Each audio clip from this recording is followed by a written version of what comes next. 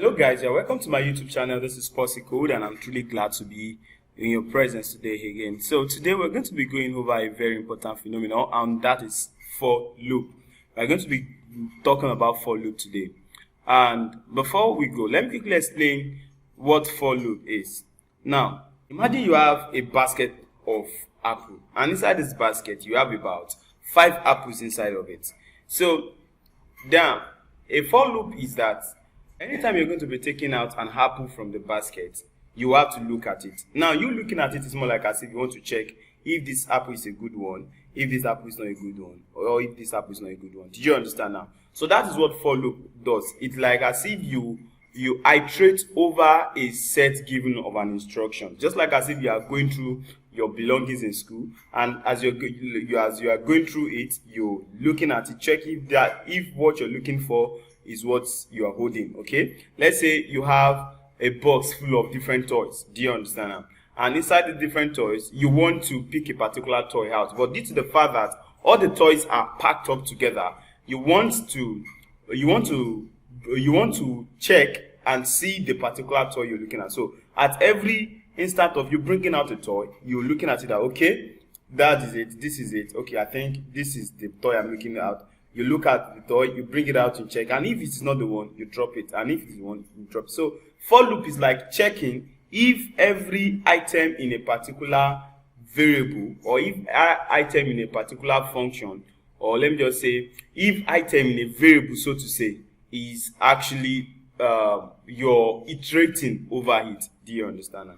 Let me just say we can create a for loop for anything. Do you understand what I'm saying now? Depending on what you want to iterate over. So let's say I want to create a for loop now. I can be like, okay, for I in let's say I want to create a countdown that in range. Okay, so in this range now, let's say I want to iterate over a set of numbers. Do you understand? Yes, I want to iterate over a set of given numbers. Let's say I want to iterate over from 1 to 10 or 1 to 11 or 1 to 20. Now in this case, let's just say 1 to 6. So now what I'm going to be having there, that will be 1 to, let's say 6, no, now 7, because the last number is not going to be accounted for. So what I'm going to do here is this. I'm going to indent, then I'll say it should print I. Now let's see what is going to happen. Then what are we going to see? Let's run it. Let's run the code. Now as you can see, this is what it brings. Okay, this is what it brings. 1 2 3 4 5 6. Okay, so now you see it iterates over the set of the given number over the range like this. It's telling me that, okay, this is 1, this is 2, this is 3, this is 4, this is 5, this is 6. Okay, so that is just what that is. Now I said for I in range, I have 1, 7, okay, which is telling me that, okay, I want to iterate between the number 1 to 6. Let's say I want to iterate between number 1 to 8. So here is not going to be 7, it's going to be what? 9. All right, so let us see what I'm saying. You see that it's not going to take account for the last number. All right, now there's another thing that we can actually still do with for loop. All right, we can do another some sets of things in for loop. In a case whereby I want I don't just want to iterate now. I want it that let's say I'm talking about I want to iterate over a range of even numbers, and that means that for me to iterate over a range of even number, it simply means that it has to be a 2-step. Okay, do you get what I'm trying to say now? So now what I'm going to do is this. I'm going to say starting from 2. Okay, so starting from 2. Now I'm going to tell this particular computer to start from 2, because where I want to start from is going to be 2. So what I'm going to do here, I will just put 2 here. Are you getting from 2 to, let's say, to 20 now? From 2 to 20. Now put a step of about 2 there. So that means that at every 2 step, count 2 steps forward. So let's see what we're going to be having. As you can see, you see 2, 4, 6, 8, 10, 12, 14, 16, 18. You know what I said the other time, that is not going to take account the last number. So the last number here, I can just say that, okay, 20. Now instead of 20, I can just add what's 22. All right, so let's see what is going to happen. You are going to see, you see what I'm saying?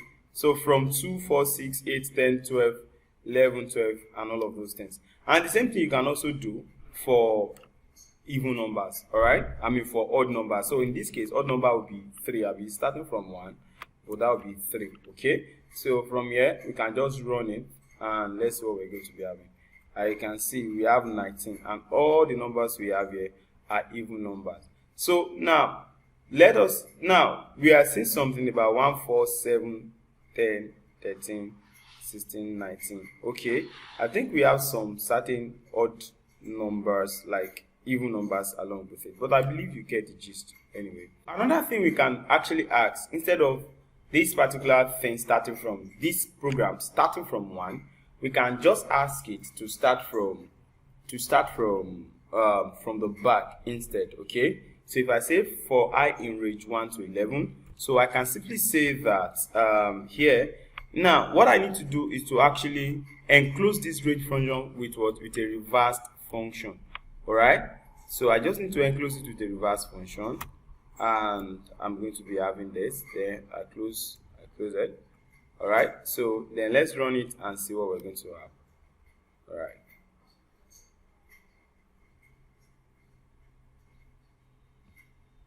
yeah, as you can see, we have this. The process has finished from 10, 9, 8, 7, 6, 4, 7, and all of those. So that is that about for loop. So as you can see, it's iterating over a set of given numbers, over a set of given variables. Now, in a case whereby it is not only range or numbers that this, or let me just say integers, that for loops can work for. It can work for string, it can work for tuple, it can also work for list. Are you getting me now? Anything that is actually given in a variable, it can work for it, in as much it is given. For example, now, let's say I want to iterate over this. Now, for example, I can say for I in posse code, right? Now in this posse code, I'm going to, since it's a string, I'm going to put it like this, posse code, right? Posse code. All right. Then we can just say print hi. Oh, is that hi? Yeah. Print I.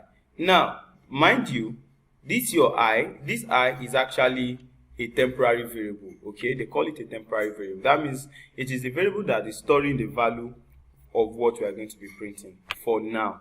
Do you understand what I'm saying? So what we just need to do here is this. We can just do what? Run it, and you're going to see what is going to happen. As you can see, it iterated every of those things. As you can see, posse code. Do you get that now? So as you can see, this is it, posse code. All right. So you cannot just, it's not a must, like you can iterate over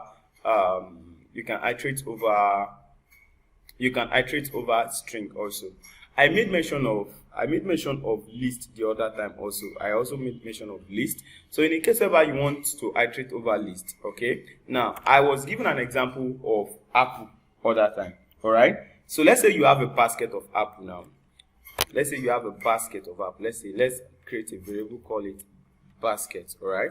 And inside this basket we have about. Now I want to create a list now. A list is actually created using an angle bracket. All right, a list is created using an angle bracket. So now anything can be in a list. Anything can be in a list. You can have string in a list. You can have different data types in a list depending on what you're actually using for. But in this case, I'm going to be using a list that contains a set of fruits. Okay, probably apple. We are going to be using different fruits now. All right. So now I want to create simple project now. Let us create a simple project that we are going to be checking every fruit we are keeping. Let's say we have what's it called here now?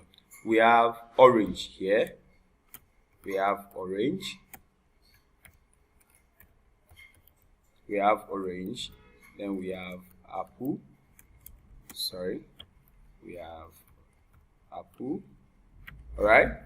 So another thing we can check is let's say we have banana.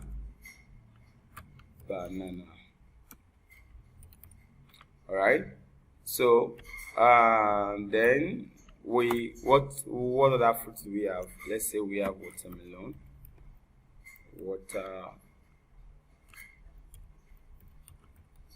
Watermelon. We have cucumber. All right. So another thing, let's say we have what other? Let's say strawberry. Yeah. Yeah. All right. Now let us look at this set of fruits that we have here. Now let's say we have a basket full of different fruits: orange, apple, banana, watermelon, cucumber, strawberry, and all. Now in this particular program, now definitely due to the number of fruits I have that are very, very different there, and the real tendency that maybe probably the cucumber we have here is just one, but we have many fruits that looks like cucumber there.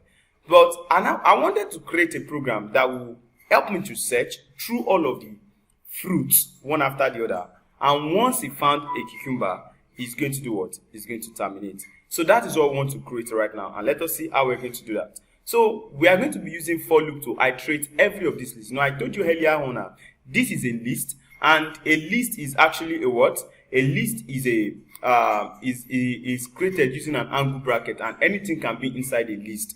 It can be, we can have a 2D list and I have 3D list. We can have different things in a list. We can have different data types in a list. We can have tuple, we can have integer, float, whatever, string, whatever it is you want to look for. You can really find it in a list. All right. So what we need to do now is this. We have basket is equal to this.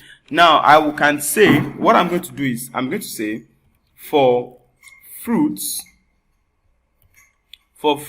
in what? In baskets. Now look at what I'm doing now. Let me do that again. For fruit in basket. All right. Now for fruit in basket, I want my program to search through every of the fruits there. Now for fruit in basket, now I'm going to use the if-else statements now that we did the last video. If you have not watched the video, I will advise you to go watch it. I will link the video below. All right. So now if we have this, we have now orange and all of this thing is available. So what we need to do now is if fruits, that means when we are iterating, because we are going to be iterating the variable fruit now, if fruits is equal to cucumber, all right, cucumber is equal to cucumber, all right, yeah, cucumber. I think this is this the spelling of cucumber? I don't know. Let me just see. All right, I don't know if that's the spelling of cucumber, but if that is it, I think we're good.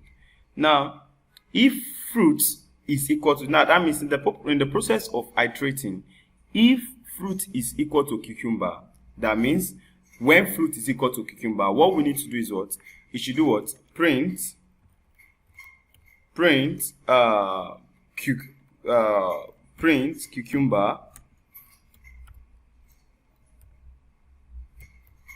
cucumber found. All right. So then after that, let it break. Do you understand now? So if fruit is equal to cucumber, let's just draw print cucumber found. All right. Now, then at the same time, let it break. Now, when I say break, it means that it should terminate the what? It should terminate the program. All right. That means that it should terminate the program. Okay. All right, so it means that it should terminate the program. Now, I think we are having an error here. Okay, what error? Okay, we should have an indentation here. All right. So now, what we are saying that it should break. All right. Or else, what you're going to be doing is what? Now, else. All right. Else, what do we need to do? Else, let it print what? Print still searching.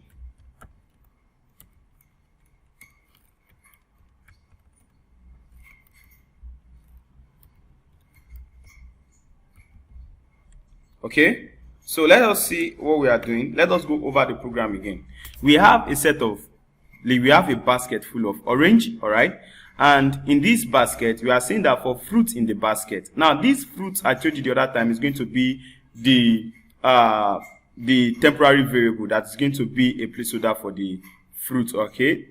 All right, for the basket, for the fruit in the basket and all. So now, if we are going to be having that, we have that if fruit is equal to cucumber, you can see I use double equal to here. That means that when you use this in Python majorly, what it means that you are telling it that identify this particular fruit to the same thing. For example, I'm saying that a biro is equal to a biro. Do you understand? 2 is equal to 4 minus 2. Do you understand what I'm saying? So we are saying that this particular equal to is associated or is equivalent. Are you getting what I'm trying to say now? That's the word. That's what I'm looking for. Is equivalent to. Do you understand? So if fruit is equal to cucumber, then what are we going to do? Now let's just see. If fruit is equal to cucumber, what we are saying that print cucumber found, then it should terminate the program. Else, now break it means what? It should do what? Terminate the program. Else, what are we expecting it should do? It should else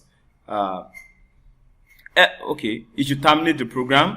And what are we expecting it? So what are we expecting it to do? If in case you do not see cucumber, it should continue what? Searching. All right? It should continue searching. So let us see how our program is going to look like. All right. Can you see what we're saying? Still searching, still searching, still searching, still searching. All right? You see, it went through orange. It said that orange is not cucumber. It went through apple. It saw that apple is not a cucumber. We went through banana. Banana is not also a cucumber. Watermelon, the same thing. Cucumber, the same thing. And strawberry, the same thing. Did you understand what I'm saying now? So, but when it got to cucumber, it said that cucumber found. All right.